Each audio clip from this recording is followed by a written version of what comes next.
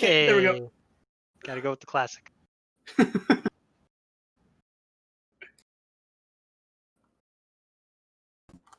It's the classic. You can't go wrong. It's my favorite trap. What's up?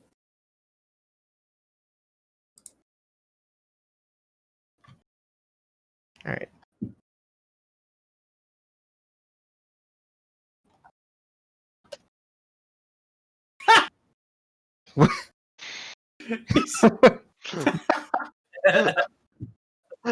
Also, I posted your OP, by the way.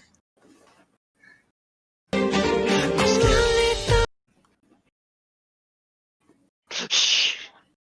Nah, yeah, and Daredevil wouldn't do that. He'd do worse.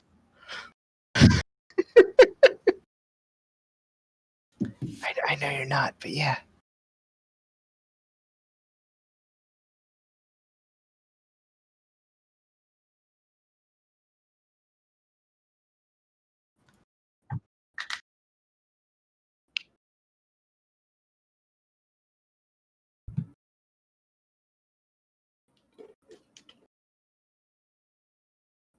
What?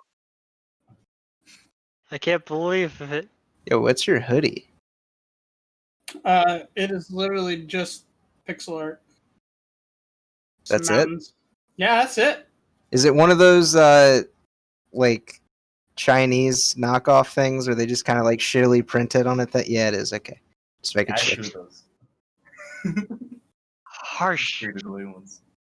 Well, if you look at, I mean, you can tell how You can tell. how bad it looks from this far away. You can tell the material. It's not like it looks bad. It's just the Well, I material. mean, I'm not saying it looks bad. I'm saying it's very bad quality print. I'm not saying it's bad, but I'm not saying it's bad, but it's bad. It looks good. It looks good. It looks good on you, right? Yeah. try Yeah. to salvage it. I'm not trying to salvage anything. This fucker's eating Burger King. It's already a disaster. Listen, dude, there's only one up here, and it's probably the best Burger King I've ever had in my life. Yeah, that's fair. Burger King. Burger King's ice cream machine. It's not McDonald's. It works a lot. Yeah, Burger King actually isn't that bad. It's not They've got soft serve too. Arby's is garbage. So. How dare you? So Oh, wait, I'm are we sorry. de- are we debating fast food? I'm sorry, Mr. Fresno. I don't care. I'll not I'm tolerate this I'm slander judging on right Arby's now. name. I'm But judging you know. right now.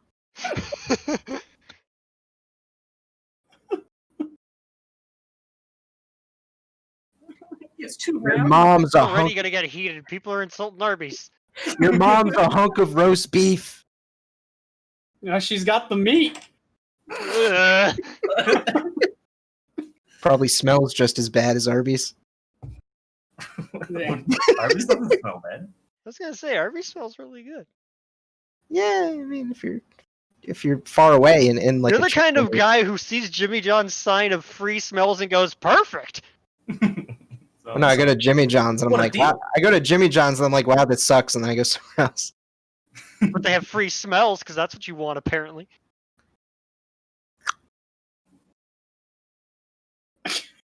You haven't even told us what the fucking topic is. I didn't even know what was going on. I just hopped in here. You're welcome.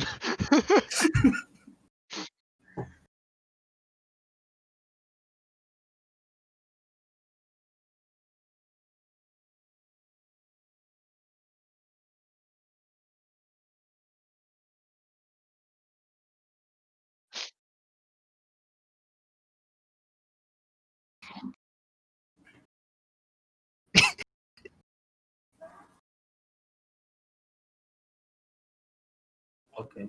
I have a good topic. We're not talking about the price of gold. Yeah, it's only Taylor because he's the only one who gave consent. Oh no. Well, I wasn't even asked. Taylor's the only one who showed up at his birthday parties. Hey man, I was at his birthday dinner. You fuck. You were third wheeling, bro. Shit. Okay, anyway, sorry.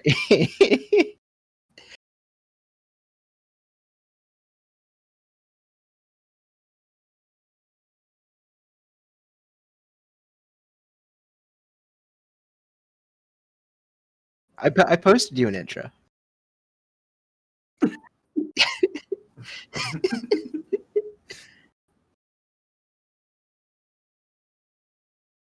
Just give me a second. I'll play something on my banjo, and we'll use that. All right, I got it. Don't worry, boys. I got it. I've got 50 instruments in this room. I can find something. Oh my god. No, that's all you get. Of all the things, did it have to be Star Wars? Hey man, that's the duel of fates. That's what this shit is. That's perfect for a debate.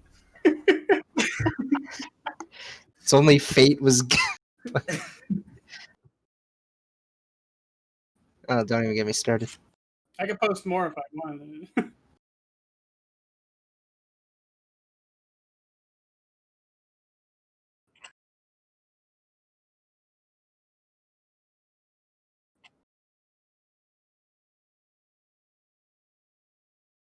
Drink some fucking water. I'd be. I redeemed those points, bitch. Drink some water. How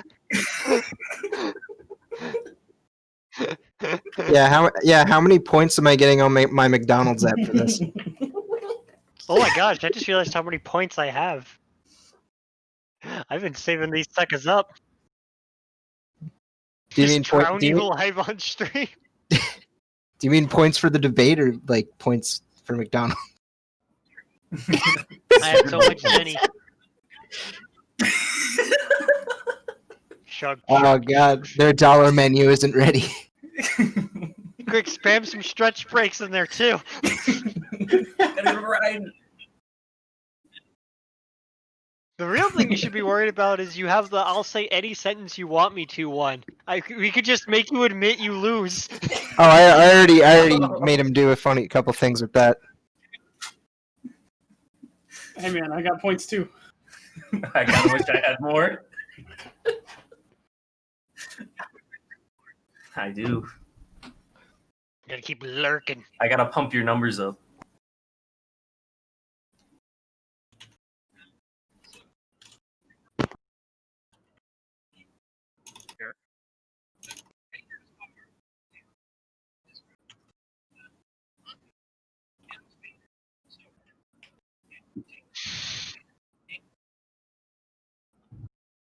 So are you like playing devil's advocate, or are you like, is this your actual stance, Taylor?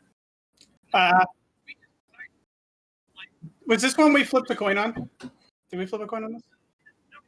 Yeah, we flipped a coin. Damn, I kind of want to give you like a real overlay. Just whip one up real quick. Is it? Are you one of those Indian bots that's like, oh yes, Keyblade Strike 1, I have an overlay that goes well with your Halo 2 playthrough crazy times with friend Alex. I know how to give you millions of views. Come to website. I can give you 1,000 free V-Bucks. Yes, I have been watching your Halo 2 playthrough with Alex and friend number 5 for the longest time now. Send any Bitcoin to me and I'll double it. I forgot about that one. Gameplay wins. Can't double nothing. What? Oh. What?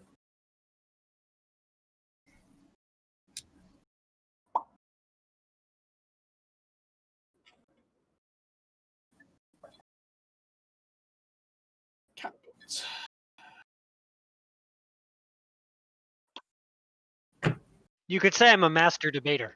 Ah, Jesus. Oh, Wow, we actually said low-hanging it. fruit, I see. All right, see ya. I'm back. If I wasn't, someone else would. No, literally no one would. It's all about the You time. say that, but every time someone makes that joke. Every time.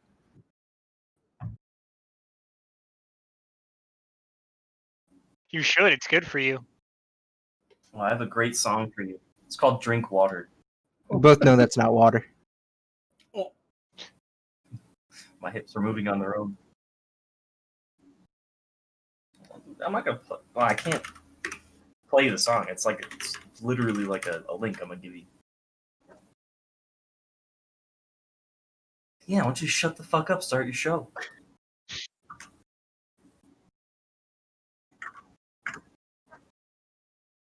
You'll let me go first? Ooh, Oh, said, shit. Shit. And, okay, I mean, hey man, your stream. I'm not gonna fight you on it. All right.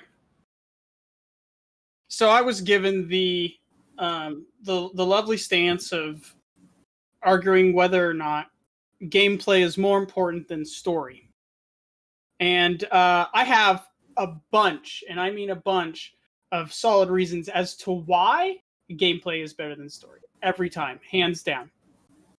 And I'd like to just come out just right off the cusp and get a little down and dirty and say there are a handful of games where there are no story elements whatsoever, and the game is arguably better than any game with story. And this could be highlighted with a few select games, such as Minecraft. What a banger, right? I think to this day, I have played more Minecraft than any other game on the face of the goddamn earth. It has just immaculate amounts of replayability. It's got mods. It's got multiplayer with huge community support. And it's just fun. No story needed. Right? They added a dragon with some credits. That's not story. That's content. Right? Banger. Right there. That's one game. Should I keep going? Why, yes. Yes, I should. Okay? What about Team Fortress 2? Oh, we've all played Team Fortress 2. I know we've all played Team Fortress 2. We've all sat there and thought the story to Team Fortress 2 was to collect hats. And True. it is. That's the whole point of TF2, is to collect hats. Not a story. There is a story. And the story is red fights blue. That's it. Not really a story. And we still played that game mindlessly for decades. And then they kind of fell off the face of the earth. But that's okay. Not stopping there, we keep going. We've got games such as city builders, right? You've got your Sim Cities. You got your cities' skylines.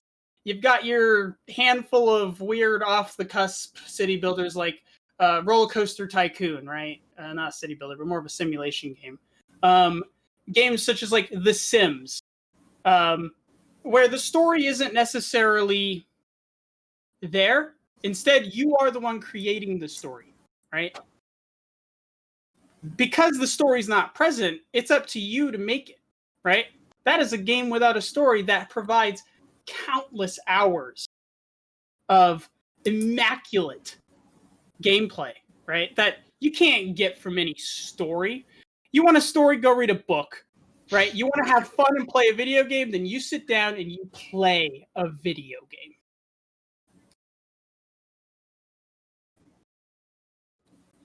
I invite you to have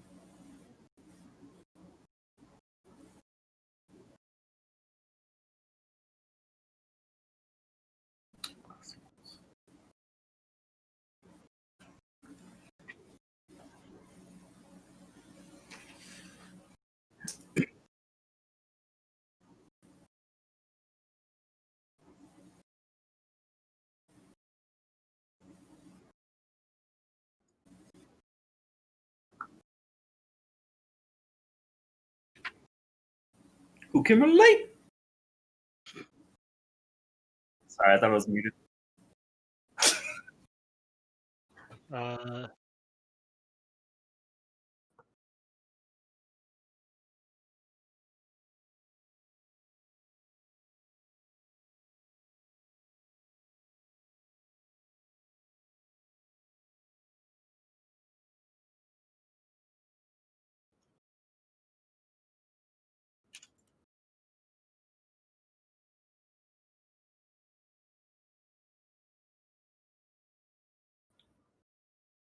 I'm gonna interrupt you right there. You are muted on your stream.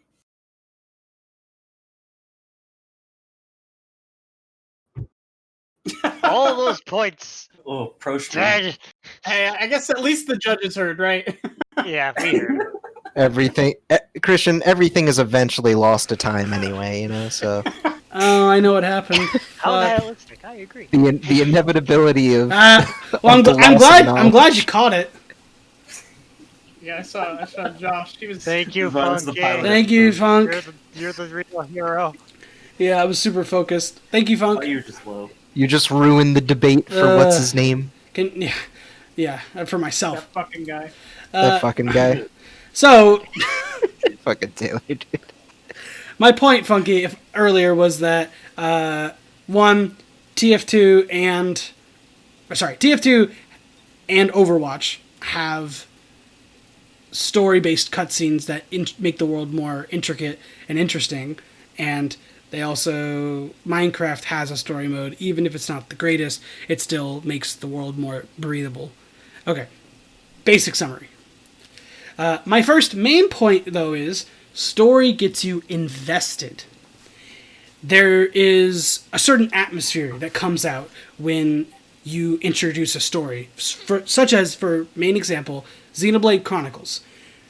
What the hell is that world but two giant robots fighting, and then they kill each other, creating this world where there's life and then there's metal life. And then the story between Shulk and the Monado, it makes the world feel lived in.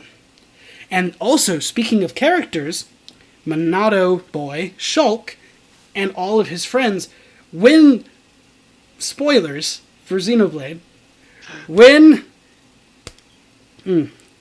Shulk's friend, Fiona, I think is her name, because I'm fucking dumb, when she dies, it matters. Even though it's in the beginning, it's set up in such a way that they're supposed to be like almost lovers, and they are going to go for it. And then Shulk's anger feels so much more real because of the story being written in such a beautiful way. And consistency in that story allows you to go through this whole adventure and feel like a complete package. And to top it off as well, if the story is written well enough, you feel like you're participating in that story. And it's not just like how in Minecraft, where you are creating your own adventure, but more like you're on a journey someone else wrote who's much smarter than you at writing stories, and you're taken away. Point over. All right. I'll slip in with a counterpoint here. Mhm. Xenoblade is actually a really good example as to why, fun fact, the story even came to light at all. And the reason why is because of its highly unique combat system. There's not a single RPG out there that utilizes this really strange, like, move around the battlefield, but your positioning matters and the abilities you have change based on certain aspects. Like, the combat system in Xenoblade is really unique and offers a much more, I guess, faster-paced combat system for a game of its tenure. May I ask really quick? I'm not sure just because I haven't played it, but doesn't Final Fantasy XII also have a similar combat system as well as MMORPGs? Similarly, however, Final Fantasy's combat system for Final Fantasy XII is fucking garbage. Okay, well, I don't know. I haven't played it. And that's why Xenoblade actually pulls out on top in terms of that type of combat for me, because it actually feels like me positioning my characters means something. Final Fantasy, you could slap the speed modifier on it to speed the gameplay up, because that's how fucking boring that game is. What about to the MMORPG genre? Is it more similar to that then? 12? I guess. Just for clarification, just because I don't know. Yeah, Final Fantasy 12 is essentially you enter combat. Pretty much it uses Final Fantasy mechanics in the past of, you've got a bar. Once the bars fill, you can perform your attack. Quick aside, Mr. Krebs really liked that game and said it was like the best one. I'm like, is it? What a child. So, Xenoblade is a good example of gameplay that I felt gave me a reason to play in the first place. Xenoblade's not a game where you say, oh yeah, there's these two giant robots that fight each other and then they die and then this microbiology forms on them and thus life is born. I gotta tell you, that's not the reason I played that game.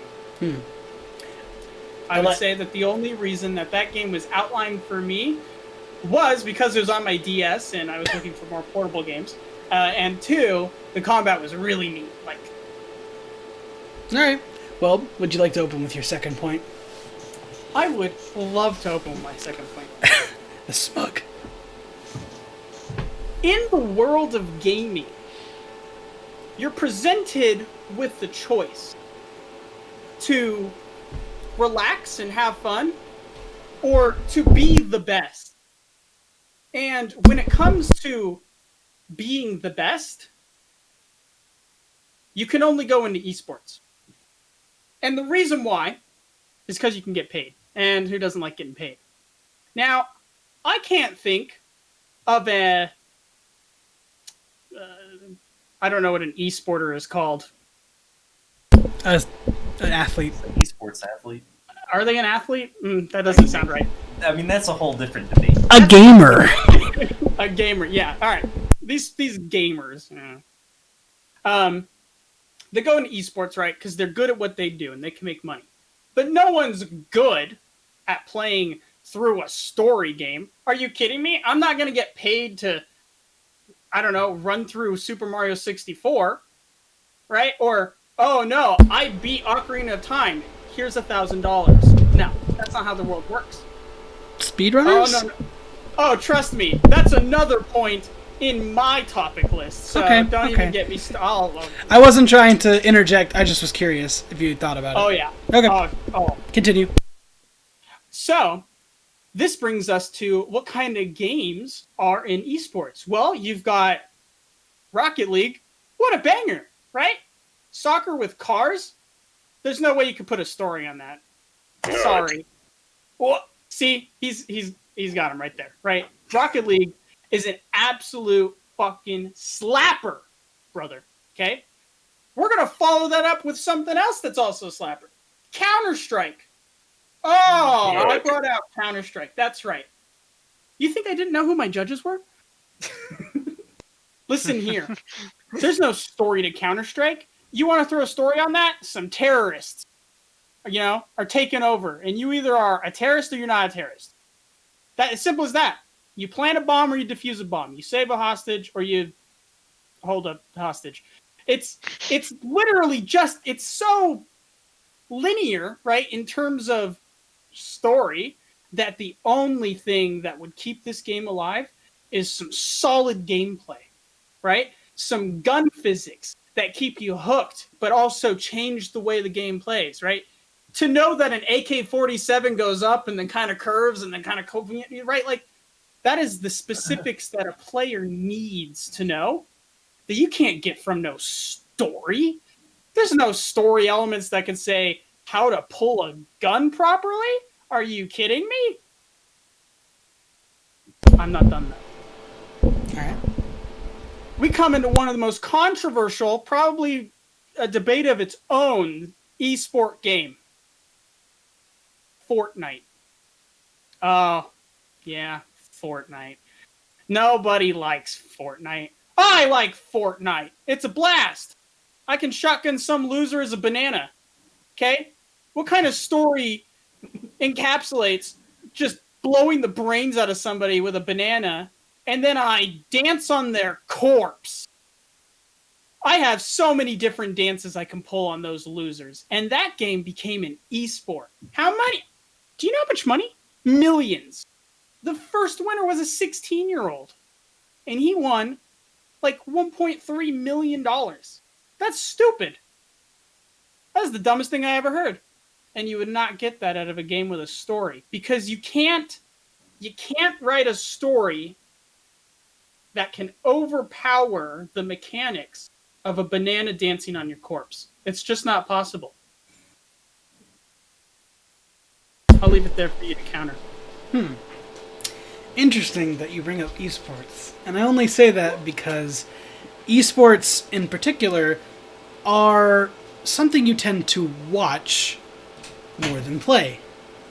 Oh. At least on an average level of player, when they want to see really cool tricks or really impressive gameplay, they don't play the game nearly as much as they would watch it. I mean, as you said yourself, these tournaments give thousands, millions of dollars, unless you're Smash Brothers, to, RIP, to these competitors, but that would not be possible if there were not viewers watching these events. Now, how does that help my argument when it just proves like, oh, more people are interested? My argument is that it's not so much that it's not impressive. It's just not as important as story. Because that game will fade. It will fade eventually, and people will be like, do you remember that? Kinda. But a good story that is really strong will stick with you, and will stick with everyone who loved it until either the next game or, maybe it never gets another game, but people still reference it. Chrono Trigger is a good example. That story, while pretty basic, mind you, it was just enough to give people the heartstrings that they needed, like when Chrono dies, to be invested and be like, what? They killed off the main character? And you have the choice to bring him back or not. That's an amazing story point that they brought in that will be remembered till my grandkids, probably. But esports will fade. Not necessarily esports itself, but the games that are played. They're very repetitive, pretty simple, and the people who can actually win money are very small subset of people. And I'm not saying they're wasting their life or anything. They're just very dedicated to their one game. Or maybe somehow they're able to do two. But once, like any sport, any player, they will have to retire at some point, and that might be based off the game's life or their own skill. And that ends my counterpoint. I'd say... Huh? Pretty solid. My second point, which is kind of leads from my counterpoint, is that stories are more memorable. Or more specifically, they allow you to remember the game much longer. Proper writing can leave very impactful moments that, like as I had previously described with Chrono Trigger, moments in the story, writing it out leads you to have these moments where it's like, oh my gosh, I remember that and it was so good that you still feel it as you get older. Other moments and examples of this are like when Sheik revealed himself to be Zelda in Ocarina of Time. Or Taboo turning all the fighters into statues. While it was just a little bit of story, it was such a big moment, because even in Smash Bros. Brawl, the only Smash Bros. With a proper story-based game, that's what people remembered the most. Even Ultimate, even Melee, even Smash 4, I don't think anyone can argue that Brawl has the most memorable single player. Because they added that little bit of story between the different characters. And, like I said, when Taboo killed them all and turned them all into statues, that was like what? Did he just do that? And then Kirby comes back with the little thing in his stomach, and it's like, yay, he's alive. It's like, you remember that, and it's so good. And of course, games like Phoenix Wright have full amounts of story, twists and turns. This is spoilers for Phoenix Wright 1, if anyone cares. For example, when Maya, when her sister is revealed to have been killed by Blue Corp, who is actually an information corporation working with the police's like head. And it's like, what the hell? And then also when Jack Hammer revealed through the court case, you learned that he killed himself out of jealousy from the Silver Samurai. And it's just like, you remember that stuff. And of course, Miles Edgeworth thinking he killed his own father when he was young, but it was actually Von Karma. Like, that is a strong story point that people who play Phoenix Wright will be remembering for a long time. People still say the first Phoenix Wright is even the best one because it has some of the strongest twists. That's the end of my point. Yeah, no. I can actually... I enjoy that point because I can come up with a counter. Okay. For games with story that possibly hurts them in the same way, right? I remember Skyrim for having the shittiest fucking main storyline of all the Bethesda games, right? Like, it kind of sucked. I don't think I've ever finished it because I didn't care. I never finished it either. Yeah, like when it comes to Skyrim, I love Skyrim. It's in my top 10 games. And the reason why is because sometimes you want to be a big kitty cat girl blasting skellies with fireballs that are, bigger than the earth. And that is all achievable through mods. User-created content, not story-driven, but game-changing elements, things to heighten the experience of putting your hand on a mouse and your other hand on a keyboard, or maybe both on a controller, just having fun. I can't count the amount of times I've quick-saved before walking into Whiterun and obliterating every piece of shit in that goddamn town. And that's because I had a lot more fun doing that than chasing after Alduin, right? I'm going to come with a other counterpoint, if you don't mind. Come right in. Counter. Yeah. Trap! You've activated my trap! Bullshit. He said the name of the show. Shit! So, you do mention the fact that Skyrim has a pretty lousy main storyline. Keyword, main storyline. But there are several strong side stories that add to the lore of the world itself. While you don't care about Alduin, I can definitely say you probably care about the Dark Brotherhood. You're right. I did, and it was simply because I had a mod to change the Night Mother into being this naked, busty babe, so that when I was trapped in the corner, I could see that. Alright, well, besides your Hordeon main mentality, most people would say the Dark Brotherhood is one of the best stories in the Skyrim universe. And of course, there are games that do even better with side stories and main stories in an open world game, such as The Witcher 3. Similar concept, but a much different approach to storytelling, as in, a better approach. You can't blame that they tried, at least. But I do see where you're coming from. That actually does kind of lead a little bit into my third talking point. And that's games with story that is ignorable. Games where the story is there, but I don't care, right? I can still play the game and have just as much fun as the next guy, you, and not need the story. I've never beaten the story to Skyrim. I think I stopped after the one dragon on the cold mountain told me to, we fought the big black dragon. You mean Mario? Yeah. Parthenac, yeah, that guy. You mean Mario? Because Dr. Mario? Charles Martinet voiced Parthenax. That's neat. Yeah. Yep, it's Mario.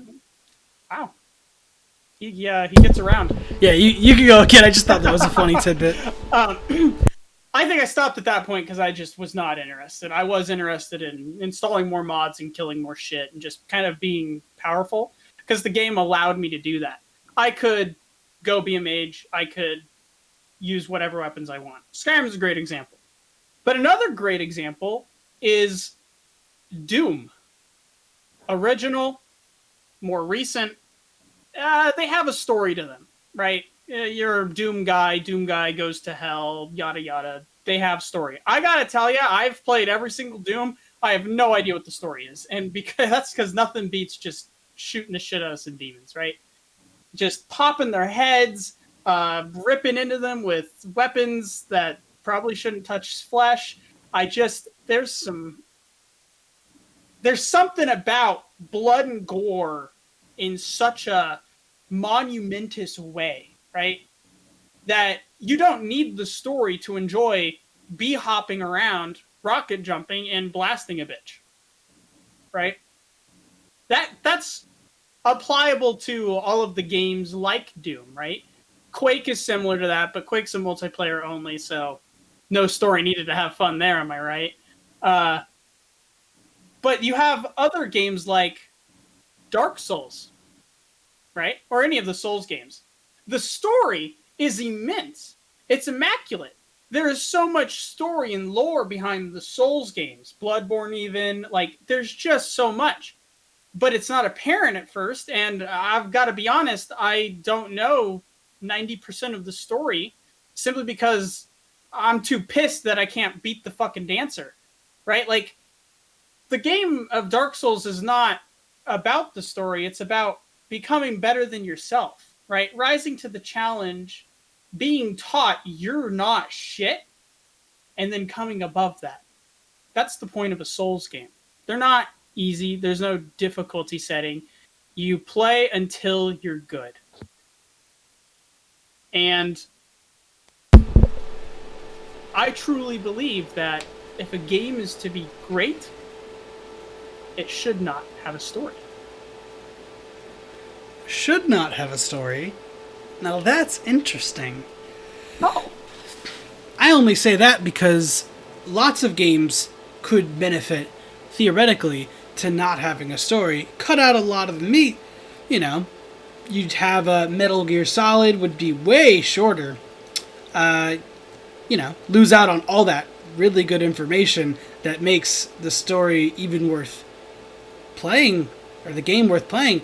It's a good enough stealth game, mind you, but the whole point of playing a Kojima game is to hear all his crazy antics.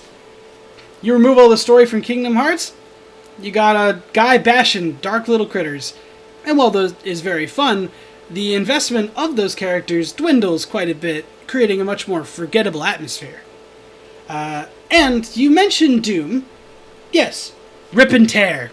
It's extremely fun to just destroy and decimate. But why? Why is this happening? That is a story still, even if it's not as important.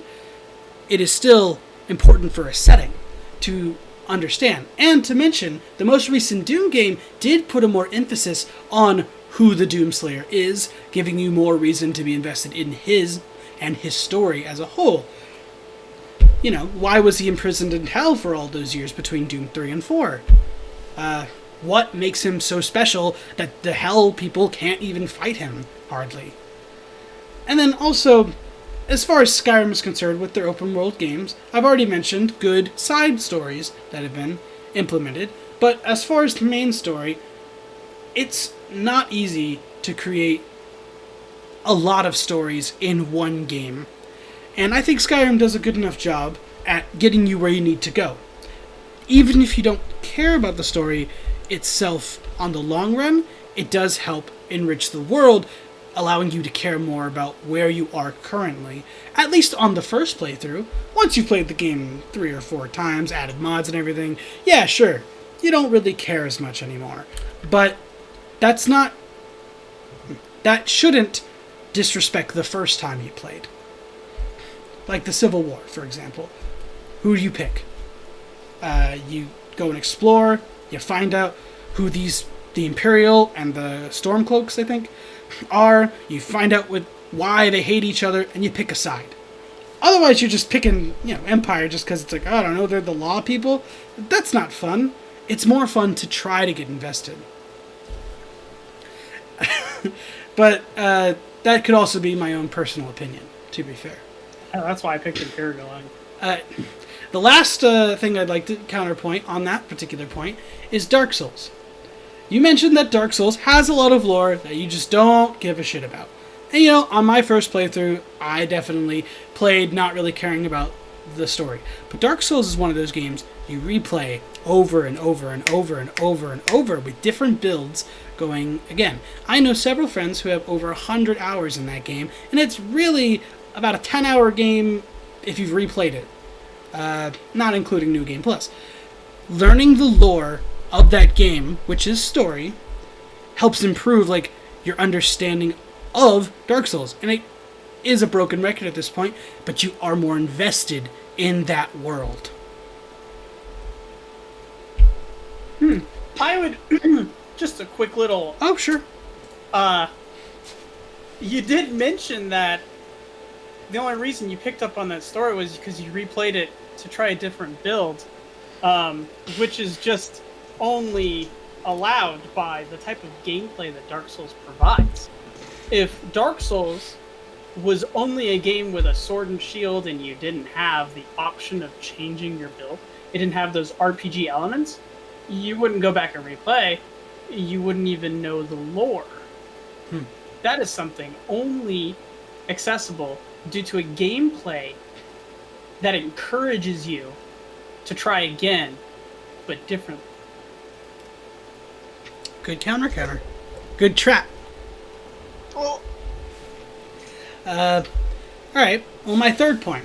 I'd like to point out a few key example games that utilize story over gameplay, or at the very least, utilize it in a way that makes it more important than gameplay.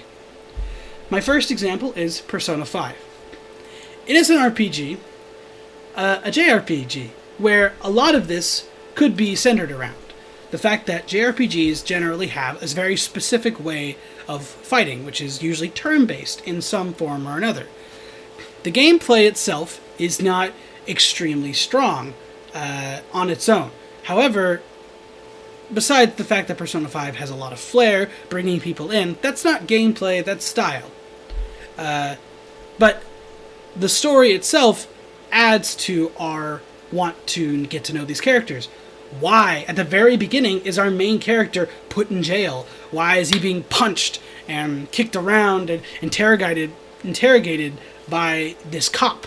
And then it goes back, and you get to actually see the events that unfold as they go on, and you get more and more clarity, and you have that aha moment. And it's a moment I won't forget for a long time. And with Royal coming out as well, even more story was added. That's the whole point. It's the same gameplay, but they wanted more story. Golden does this too with Persona 4 and Persona 3 FES. They all add story mostly. And while yes, there's some gameplay elements that are added as well, it is mostly for that story. My second game I'd like to point out, and you might find this surprising, is Uncharted. Uncharted is a game that is heavily inspired by action movies like Indiana Jones or The Mummy. Those movies, they're movies, so it's all story because it's a movie. And while you could argue that the gameplay is what sells that game, I'd argue it's more of the fact that the story leads into this action-based setting that they tell, and the gameplay enhances the story. So the reverse that. The story enhances the gameplay because of the situation that they're in. If it was just man shoot to find treasure, that wouldn't be very interesting. But we know Nate's a wisecrack. He has this old guy named Sully that's his good friend and old thief partner. He's got this girl that's interested in him, Elena, who's a news reporter and a little bit of a straight arrow, but Nate and her get along really well. We want the relationship to go well. 3 times they broke up, and then they finally get married, and it's like, oh, thank God. But you're invested through each sequel. What happens? And that's another thing. Sequels for the Uncharted series all build on each other with the previous story, making it that much more important, even though it is a game about running, shooting, climbing, treasure. And my last example is another JRPG, Final Fantasy VI, a way more primitive version of Persona 5. That came out wrong. A way more primitive JRPG, similar to how Persona 5 is, with a turn-based system, is what I meant. Wait, you mean Final Fantasy 3? The American 3, huh? I'm just kidding. Okay. Final Fantasy VI is the antithesis of what people consider a JRPG. Considered one of the best to ever exist. Top 5 among most people. But its combat and gameplay really boil down to you put espers up their butts and they have magic. And then yeah. And then they fight. You fight in a way that's strategic, but the main point of Final Fantasy VI is it has these key story moments that really sell you on it. You wouldn't want to play 30 hours of that gameplay if there wasn't a payoff. And that's what the story is. The fact that there's a point in Final Fantasy VI where everything goes to shit and the main character changes from Terra to Celis and you don't even have to get Terra back, that is an amazing story choice that they made that makes you want to fight Kefka even more. I'll end it there. All right. This is actually really a really good opportunity for me to highlight. You enjoyed the story to Final Fantasy VI immensely, right? You loved it so much. Mm-hmm. And you want nothing more, right, than for people to experience the story that is part of Final Fantasy VI. But do you know anybody who refuses to play Final Fantasy simply because? Yeah, he's next to you on the Discord chat. Oh. Yeah. Yeah. See, that's the problem with almost all of the Final Fantasy games. I bet they have amazing stories. Not Final Fantasy 1, that's kind of... Sure, I know what you mean. The ones that are known for having amazing stories. I want nothing more than one of my good friends to experience Final Fantasy VII. For years I wanted that. And he simply could not get over the fact that it was a RPG. It was turn-based. Final Fantasy kind of went more time-based, but it was still pick attack, wait for them to attack. Random chance, I got critted, I fucking died, now I gotta restart because I was unlucky. Right? That shit sucks. But this guy, he's an avid action gamer, right? He likes to dodge, dicked up, and get all over the place, right? His skill as a gamer, allowing him to use his quick wits and fast reaction times, is what allows him to come above the others, right? And do better, right? Give himself a challenge. And that's why he likes playing those games. It's because he's in control. But with these JRPGs, you're more of a taskmaster. You say, you do this, you do this. If it turns out okay, hey, it turns out okay, right? It's part strategy, part hope I get lucky. That story was limited. He couldn't experience it. He wouldn't experience it. That was until Final Fantasy VII got a remake, and they completely changed how that game even remotely handled going about its day-to-day business. It wasn't no turn-based game. It was something my friend could get his hands on. He could finally experience the story I so wanted him to experience, just as you may want your pals to experience Final Fantasy VI. And the sad truth is you're probably not going to get a remake like 7 did. Even sadder truth is probably not going to be remade into the gameplay that your friend enjoys. I know my father would never play Kingdom Hearts. No matter how good the story is, no matter how good I say the story is, he's not going to touch that with a 10-foot pole. But my dad loves a game with a quad in it that he can race. right? That doesn't need story. That just needs some sand dunes and some sand tires, and he's happy. Oh, that game exists. Pure. It's just a quad racing game. That's it. That's all it is. It's stupid. It does nothing but race, right? There's no story behind it. But it's the type of gameplay he enjoys. And unfortunately, he can't get that in any of the Final Fantasies. Oh shoot, posture check from a giddy turtle. Fucking Wayne making me straighten up. Don't use my slave name.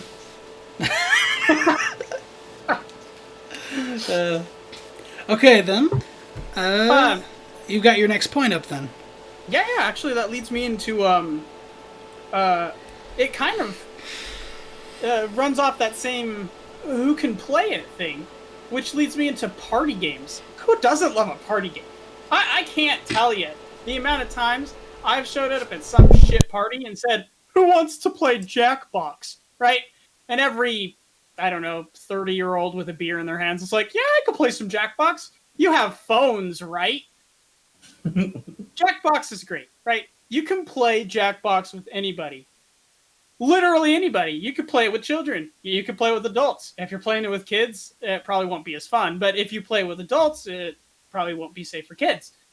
Jackbox is versatile. There's no story to Jackbox. It's party games, right? You can't put a story on that to have fun. The second you throw a story on something like that, well, now everybody has to be paying attention, right? You can't just lose attention with your beer and go, huh?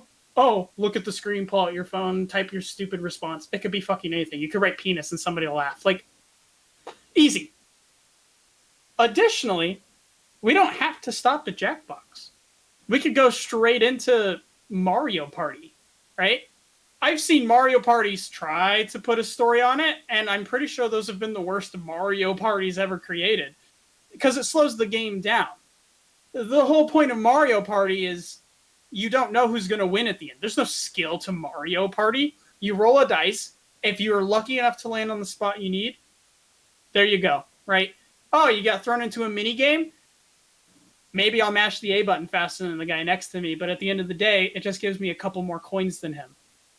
Mario Party is literally made for the sole purpose of just fucking around. Having a blast. Being able to turn to your neighbor and say, fuck you, you stole my star. Right? There's literally no point to Mario Party. I hate Mario Party, but I'm using it as a prime example. On the other side, we can use Mario Kart. There's no story to Mario Kart. Your Mario characters on carts throwing turtles and bananas at each other. That's just a blast. It is so fun. When I learned how to snake so that I could beat the shit out of the other Nintendo DS holders at my school, I was king. I'm not getting that from knowing about Kingdom Hearts lore. I'm seen as a loser. But knowing I could beat the shit out of anybody in a Mario Kart race, right then and there, I was a god. Right? We can go a little further, and we can throw games like Fall Guys. That just recently came out. Fire. It's pretty fun. It's kind of stupid. It's pretty fun, though, right? Like, there's no story to that. You just... I don't even know. It's so hard to describe to people, right? My mom asked what Fall Guys was, and I was like... It's fucking MXC. Yeah, it's a bunch of guys falling around. What do you want? Additionally, you've got other really nifty games like Clubhouse 51 on the Nintendo Switch. That's just a bunch of classic games to have fun. There's no story involved with that. You got your backgammons, you got your checkers and chesses. A couple of like secret bangers like golfing, mini golf. Like, what the hell? Let's go Toy Tanks. Yeah, toy tanks, like just out of nowhere. What's the one card game with the cool seasons and the pictures on it? That's Hanafuda. Hanafuda, what a fucking classic! And I would never have known about it unless this cool party game came out.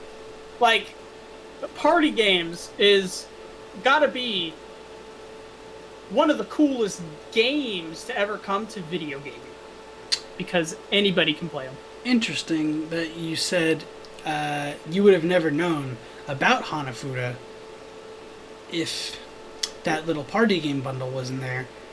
Because I'm sure there have been Hanafuda video games before that you could play either on your phone or online, but it took a collection of them to finally interest you.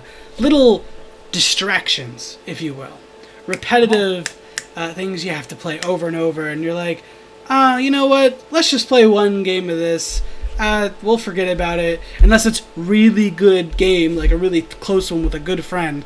But on average, especially if you're playing online, you kind of just get mad. Sometimes you just don't have a good time. Jackbox, I'm going to exclude, because it's pretty good. But Mario Party, Mario Kart, even Fall Guys, and those games like chess and stuff, I know personally, when I play online, especially against people I don't know, I get a little peeved. I get annoyed that this person is better than me. But in a game that has mostly story-based elements, you don't have to fight against other people. You're fighting against yourself and the skill ceiling that was set in front of you from the gameplay, mind you. But the reward is the story. The reward for winning a game is the satisfaction of winning. But that's not a gameplay thing. That's a versus thing. The gameplay could be shit, but if I win, I'm great at it, and it's a good game. That's what matters in a versus type game is I won. The gameplay of Mario Kart, and not Mario Kart, Mario Party is nothing. Like, It's dog shit. yeah, it's the gameplay is literally luck. So it would be, I don't understand why they don't. Yes, it doesn't have a story really, but it doesn't really have good gameplay either on a level. It's just luck. That's where the fun comes, not from the gameplay. As well as, I'd like to point out as well, if gameplay of something like Fall Guys was so good, why do people feel like they need to hack it? As of recently, there's a lot of hackers who just get their fake internet points, move on, and just go like, I did it, I beat the game. But like, I beat the gameplay. Because they didn't enjoy what that gameplay was, so they thought, I'll just skip it, but I like the free wins. That's part of the reason why story is really good, because when you're invested in that story, you are getting rewarded with something that makes you feel fulfilled, as opposed to a cheap win. As well as, these games are repetitive and mindless, it's something you only break out every once in a while when you have friends. You might play something like PUBG or Fortnite a bunch by yourself, but like I said before in an earlier point, if you really want to see high-level gameplay, you're just going to watch it. You're not going to play it. May I move on to my next point? Or do you have a counter? Absolutely. Alright. So, this might be controversial, but I'd like to give it a shot. Gameplay can get in the way of story. Sometimes. Certain games, like let's say Skyrim that we mentioned before, yes? It has maybe not the greatest main story, but it does have a couple of side stories that are really strong. But what if we reversed it? And say Skyrim has a really good main story, like say Witcher 3, right? Really good main story, trying to find Circe, super like, oh fuck, I want to find Circe, but there's all these distractions. All these side quests, collectibles, Gwent. I'll just use Witcher 3 because I'm apparently going that way. All these things that are distracting you from the main objective, which is so interesting, but you're like, but my level isn't high enough to go do the main story.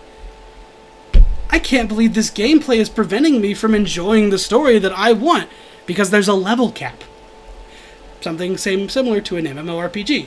Even if it doesn't necessarily directly prevent you from doing a quest, there is a soft cap being like, okay, if you're like level 20 and there's a level 50 mission, you're just not going to make it.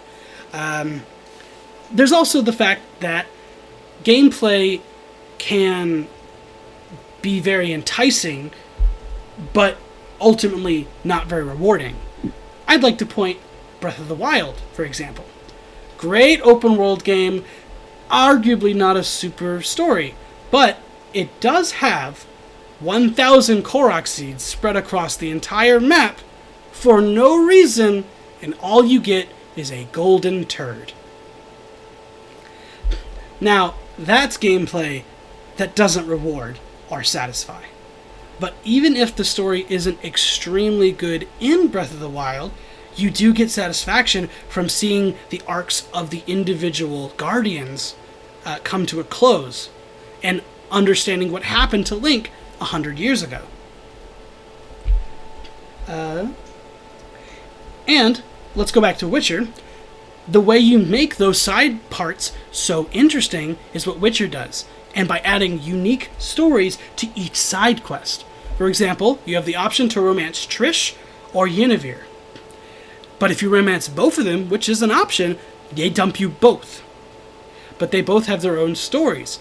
With Yennefer, you go on a soul-searching quest for a genie that once you beat him, your connection to her that is magically spellbound to you fizzles out, and you can choose to say you still feel something or you don't feel something. And that is a story choice that really impacts how the rest of your game goes with Yennefer. You're either good friends with a small grudge or you're lovers. That's why story is important and why it makes those quests way more satisfying. I will now open it up to you, Taylor. Okay. We're just gonna start off with always dump Yennefer because you don't need that fucking abuser in your goddamn life. I just used her as an example. I picked Trish is best girl. Okay. Second, yeah. If Gwent was so distracting and annoying, why was it taken out of Witcher and turned into its own game? That card game was so cool to the players of the Witcher series, they straight took it out. Now that's what I call activating a trap. Holy shit. That, I love Gwent. It is such a unique card game. It is, like, you've got your Magics and your Pokemans, right? But you got your Gwents. That game is so cool, right? It is so neat. Secondly... Well, do you mind? Uh-huh. Like you said earlier, with Dark Souls, there was lots of lore that you couldn't be bothered to go grab. I couldn't have been bothered to go get Gwent cards and play Gwent, as there was no real story related to it, other than one storyline, which didn't have that much interest in me, because I wasn't willing to go and collect all of the cards by beating people, by playing a game I didn't really care about in the game. Yes, but the great thing about the Gwent storyline is that you didn't need to do anything Gwent related to continue in the game. It was completely optional. It was only for the players who enjoyed Gwent enough, because the tutorial was forced upon you at the very beginning of the game. That first bar, you walk in, you got the scholar, he's like, want to play some Gwent? And you have the option to say, nah, fuck you, I'm looking for my bitch. Or you could say, yeah, I'll try it out. And it's the people that tried it out that are really just trying to, look for all the goods in the game. And did we find a good? Because Gwent is super fun. On to Breath of the Wild, though, you brought up a good point. I want to say, genuinely, the only reason I went forward with that story was to see Zelda's fucking dumpy, dude. Did you see that thing? Got real goals. Because other than that, I was farming those Korok seeds. Are you kidding me? It literally gives you a hat that is just a pile of shit. That's some of the funniest fucking shit in the world. You ever collect 1,000 of an item just to be fucking shit on literally? That's a power move by Nintendo. That is straight up a power move. That's literally saying fuck you to every person with OCD. And every completionist. I know 3 people who love nothing more than to platinum every game they ever get on their PlayStation. I would love nothing more than to see those people collect all 1,000 Korok seeds. Because that's fucking fun. And that's something you can only get through gameplay. It's pretty funny. It's pretty funny. It's pretty funny. I mean, when I personally go and do that, I've got better things to do. Like, I don't know, play a different video game. But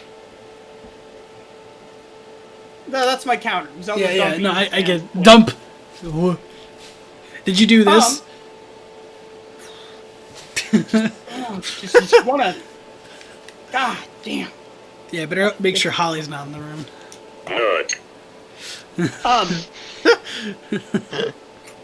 Speaking of Gwent, this kind of leads me into a little bit of a good transition. Games that require no real time investment. Think of all the games you've played in your life, and think of all of the ones that you're able to pick up and put down almost immediately. How many games of Tetris can I squeeze in before I have to go to my grandma's funeral, right? Well, when you put it like that, I guess we'll just give it to you. Jeez. Tetris is a good example because there's no story to Tetris. It's just a puzzle game. We can use any puzzle game, but we'll use Tetris because I really like Tetris. I'm really good at it. I find a lot of fun in Tetris. Additionally, you can get really creative with Tetris. There's plenty of different types of game modes or different types of Tetris-like games. You got your Dr. Marios, you got your Puyo Puyos, right? You've got, and granted, Puyo Puyo Tetris did have a story mode. God, that thing was garbage! What an annoying story! Just let me play some goddamn Tetris, right? You've got VR games, like Tetris Forever, or whatever the fuck that cool VR game was. Playing Tetris in VR that was modified by the music of the game was so, like, mind-numbing, I think I had to change pants twice. That's all with one game, right? We're not talking about Geometry Wars, also a banger, right? These games have no real goal other than get a score, right? Original Donkey Kong.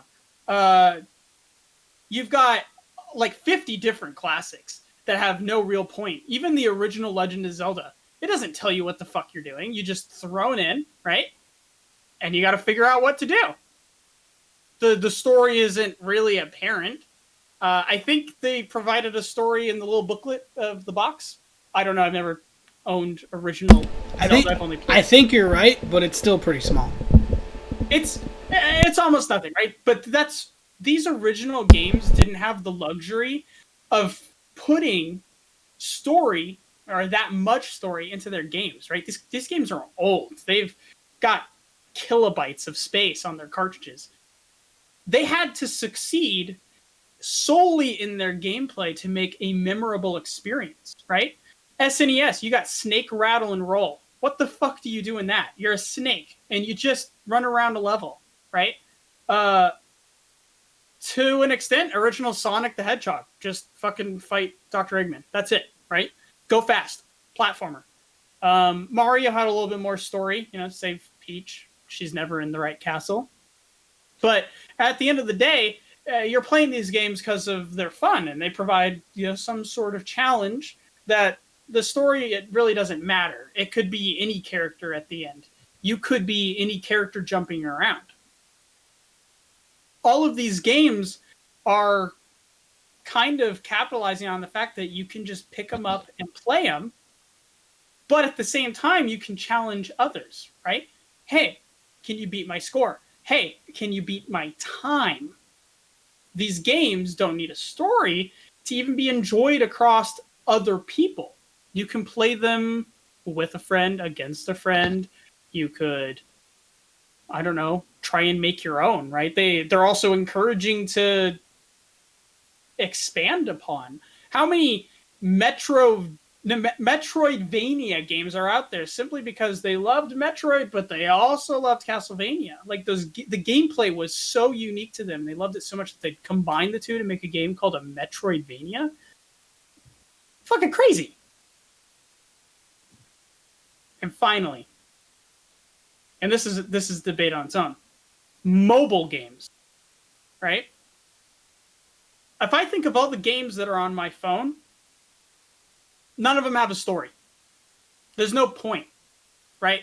It's on my phone. It's useless. You've got games like Crossy Road, Clash of Clans, Clash Titans. I don't know what that game was. Clash of Clans, you're right. Yep. There's no story. The whole point is to just lure you in to make microtransactions. As shady as it is, but it does. Premium, baby. It does give you a little bit of entertainment for the moment that you're sitting on your phone thinking, well, I can't touch a real video game. Maybe I'm waiting in line at DMV, right? We'll just pull out my phone real quick and dick around with a chicken crossing a road. I'm not going to comment on what I'm currently doing. Oh, In man. regards to mobile games. Uh-oh, I think it's over. Of what I've been doing for the past 15 minutes of this debate while listening. With that being said, arcade-like games give you so much more of an experience than any story ever could. Simply because I don't have time to invest in a story. Nor do I have time to pick up, get 15 minutes in, and put down, only to come back next time and go, oh fuck, what the hell happened? It's arcade games that really get you there. It brings you back home even. That's what a video game is. It's an arcade game. All right. So, I've got a couple of counters I'd like to point out. First of all, you very briefly mentioned VR, so I'll briefly mention it as well. The most talked about VR game in recent has to be Half-Life Alyx. Oh. Which is part of it, the Half-Life series, which is known for a story that cut off and people wanted to know about it so much. While this is not technically Half-Life 3, they were so adamant that they wanted Half-Life Alyx, and people love it. Half-Life fans love it, people who've never played Half-Life love it, and while the gameplay is extremely strong, the story is what makes it stand out among other VR games. Now, that's very brief. Another brief point I'd like to point out is your problem with Tetris Puyo Puyo's story. Yes, story's just there for fun. But it's fun. For people of the Puyo Puyo franchise, fans of the Puyo Puyo franchise, I should say. And the occasional, I don't know how many of you there are, but of the people that like the Tetris anime style thing as well. Is it really interesting and compelling? No. But it is optional. If you just want to play Tetris and Puyo Puyo, you can just play it. But the fact that they added that story just for fans who like these characters shows that they care enough to make something like that. Even if it is just more Tetris and Puyo Puyo, it's still fun to see. I know so many people on Twitter who like Puyo Puyo and really just like drawing the characters. They don't even talk about the game hardly. I actually I've never even played this, but I actually own Puyo Puyo 2 for the Super Famicom because I thought it looked cool because I like the character that's in the story, Ariel. Wow, what a flex!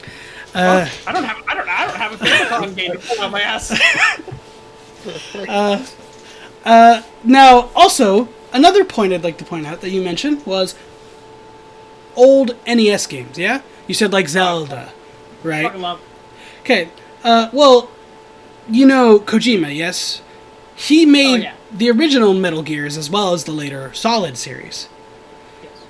The Solid series is what's supposed to be Metal Gear, the original one, for the NES. That's what he wanted to make, was Solid. He wanted all that story, but there were so many limitations at the time, it was impossible to implement a proper story back then. They don't have them, not because they didn't want them, but because they couldn't. When they could, immediately, as soon as they could, they started adding really compelling stories.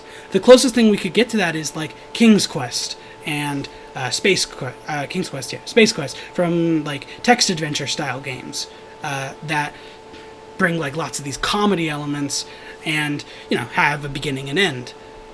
But that wasn't able to be matched in the NES era. Only really on PC at the time, and even then, pretty limited.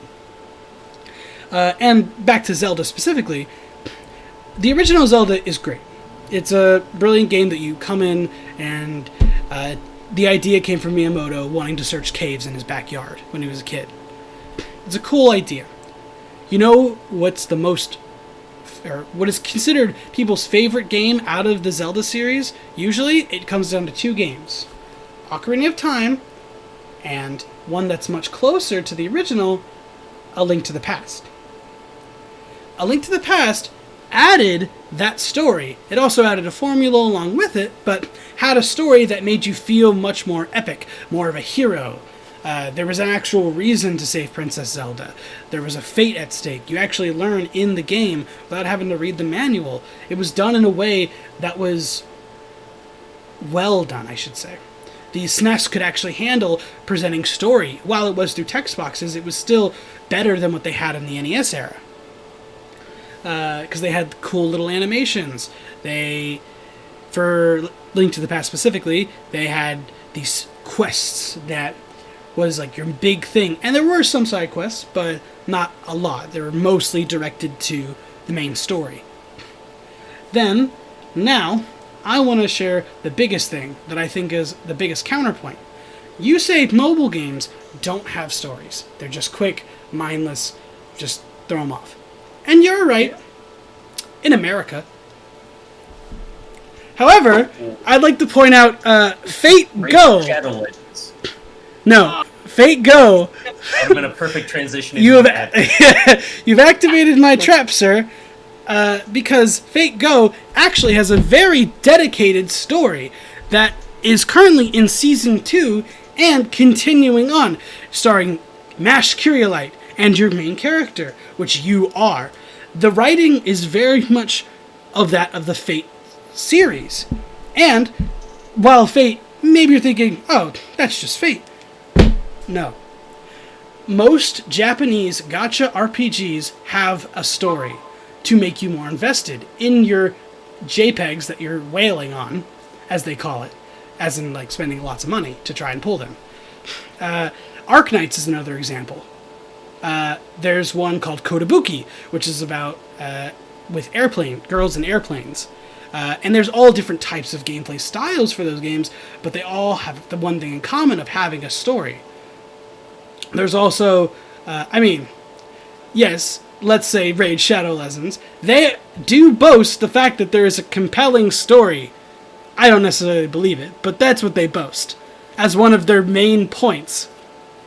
And to even further my point of Japan loving story in their seemingly in their seemingly repetitive games, did you know that Japan puts fucking real-ass mainline story in their goddamn pachinko machines? For Metal Gear Solid? Konami did that shit.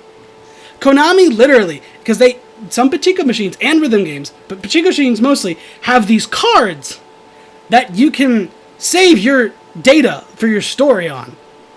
So you slide the card in, it resumes where you were in the story, and you keep playing the story by playing pachinko. And they're like really high resolution graphics. Like the one for Metal Gear Solid 3, it's like a side story that never happened in the original, and it's really cool, but it's like you have to play pachinko to get it. But Japan cares about stories in their games because it makes you want to play their menial tasks, the repetitive thing over and over and over again. You get invested. I would never, ever spend money on a JPEG if I didn't love them, and I would never love them just because they had big anime titty. I love them because, me personally, I'm a good Christian boy, come on. It's in the name. Yeah. Oh no.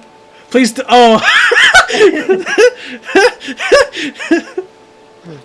There's some receipts. Damn. But the main reason I would want to get these characters is because I like their stories and their personalities and how they're written. For example, there's a 5-star in Fate Go called Hassan. I love him. He's in the anime. And I wanted to get him, and I did, and I was so happy. But if it was just a random 5-star, I'd be like, okay. Anyway, that was really long tangent. That was a big counter. Did you have anything you wanted to double counter on? Listen, man, I play those damn games for the days. I hate to be that guy, but Yeah. I straight up do. Mm-hmm. I am ashamed. I am not proud. This is a confession. This is this debate's actually been a ruse. It was a trap. It was an intervention. Yeah. Some of those games, Kay, they get me through the day. All right. So, my fifth point is a strong story can make repetitive gameplay feel more worth it, which I've mentioned kind of throughout this whole thing, so I'll keep it brief. Spider-Man for the PS4 is a beat-em-up game that you do the same actions with small upgrades over and over and over again, but the story is written very well to where you keep going on missions because you want to see what happens next. And granted, the gameplay is very good. I love the gameplay of Spider-Man PS4. But it does get repetitive. Same thing with God of War on the PS4. Very competitive.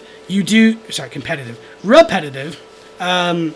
You do a lot of the same actions. You do some cool combos here and there, but over 10 hours, you do a lot of the same shit. And the only really challenging ones are the boss fights, not the fodder. But the story that they tell is what makes you want to play them for 5 hours at a time. Or like at least 2 hours in a row. Not just 10 minutes, 15 minutes and put it down. You get more invested, I should say. And that's where I'll end that. That's a pretty short point because we've already kind of talked about it. So I'll leave it there. Yeah. I can actually counter a little bit on repetitiveness. Okay. Sure. Have you ever, and I know you probably haven't, but I'm going to throw it out there anyway. Sure. Have you ever... Ask the judges. Using a crossbow, fucking bopped a dude in Warzone from way too fucking far away? I can definitely say I haven't, but it's basically the same thing as throwing a dagger in the air and hitting someone across the map. It's the exact same feeling. And you know what happens every time I do it? I'm more surprised than the last. There is something absolutely endorphin releasing about fucking doming some loser across a map with a mechanic in a game that probably shouldn't have been used that way. But how often do you do it to how often do you succeed at it? Because I would say that the dopamine rush comes from actually hitting it out of 1,000 times. You just do it and you're like, Kobe! And it's just like, not this time. Listen, if I did it alone, it'd be like, oh, shit, how did I do that? As I look around and see nothing. But if I'm playing online with friends, I jump out of this fucking chair. I'm screaming, right? If I was a streamer, I'd look straight into the camera and say, clip that shit, right? And yeah, I'm gonna try every fucking time. As I will do as many repetitions as it takes to get one of the coolest shots in probably one of the least rewarding ways possible. Because that shit is hype. Alright. And it only takes a couple thousand tries. Damn. Think about that. To be fair, on your end, speedrunners do that too, so. Speedrunners do that too. Does that lead into your next point? Speedrunners get pretty repetitive, which brings me into a good point. Speedrunning. Speedrunning is a massive community. And you can speedrun anything. I don't give a shit what it is. You can speedrun it. There's a dude that speedruns Club 51 games. He says, how long does it take me to beat this game? If I beat every Clubhouse 51 game once. It's stupid. I hate it. But it's a thing. There is a speedrunning community for, I think it's the Wii Sports Golf. Fun fact. That shit's whack. They put in strats to like skip animations of showing the ball getting too close to the hole to avoid the replay function. Like it's ridiculous. Oh, I watched that video too, Taylor. Fucking ridiculous. But what about games with really good stories, right? Super Mario Sunshine. I, just like anybody else, fucking love Sunshine. It was a pretty fun Mario game. But have you seen the speedrunning community for that shit? Time after time is that story left to the wayside. To blast through this game at breakneck speeds with these people doing crazy things I will probably never do with that game. Breaking the mechanics. Maybe not even breaking, utilizing the mechanics. How many games are speedran without manipulating the game in some way, shape, or form? You can't manipulate the story. That's what you want to skip. Any story in a speedrun is wasted time. That's a run that's not going on speedrun.com. That's a reset. That's a clear the timer and start from ground zero.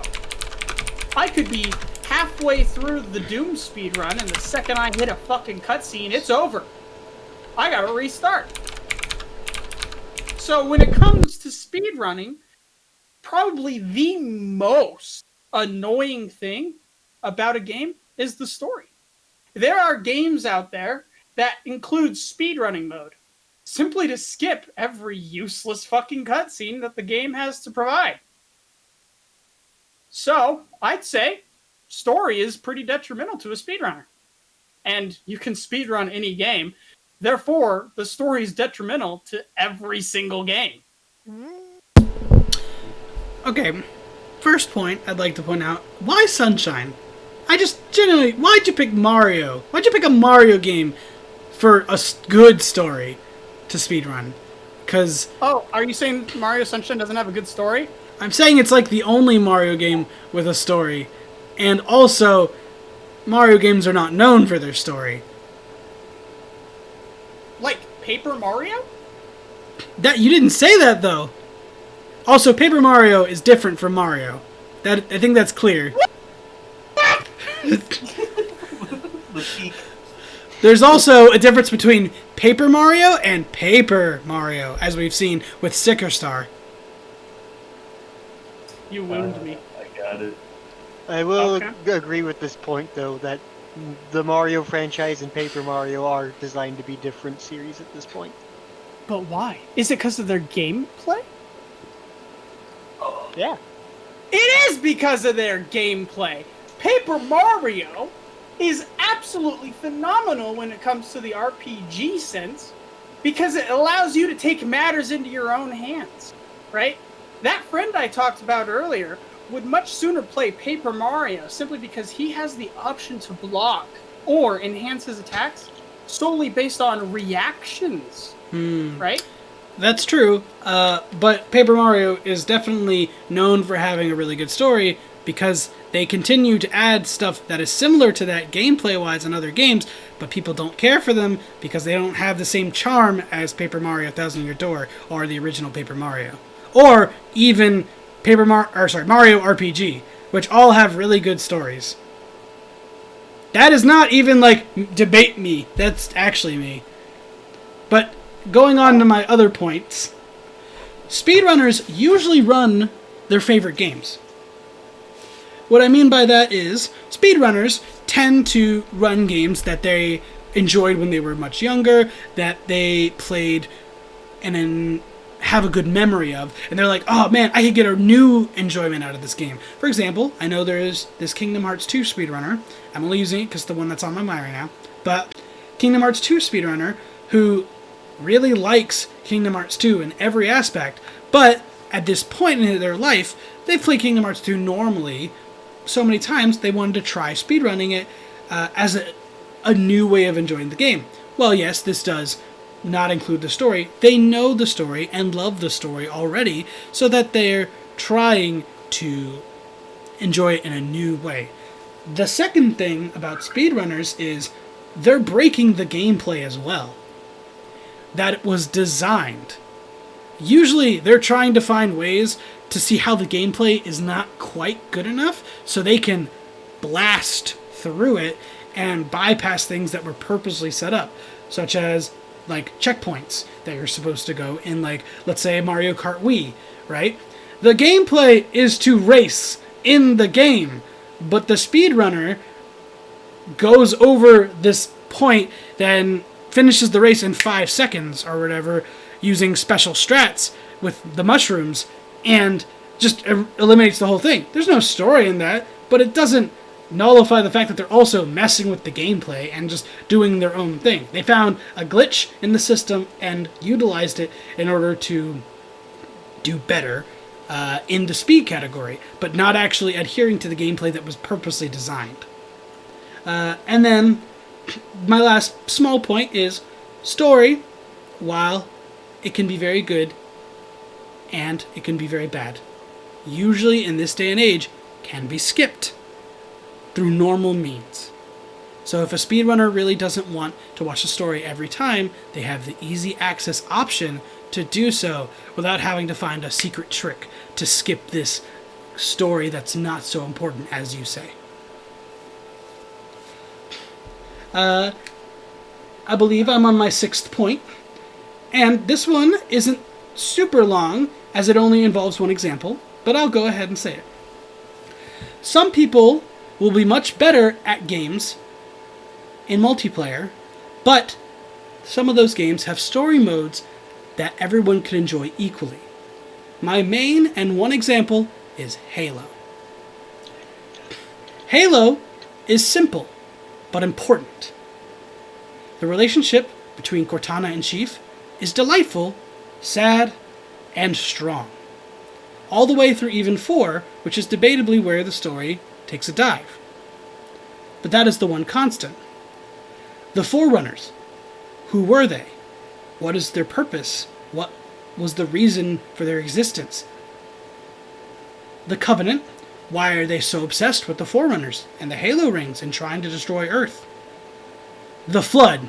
This parasitic, destructive life force that wants to destroy the galaxy, that the Forerunners had to create rings to destroy their food in order to prevent them from surviving.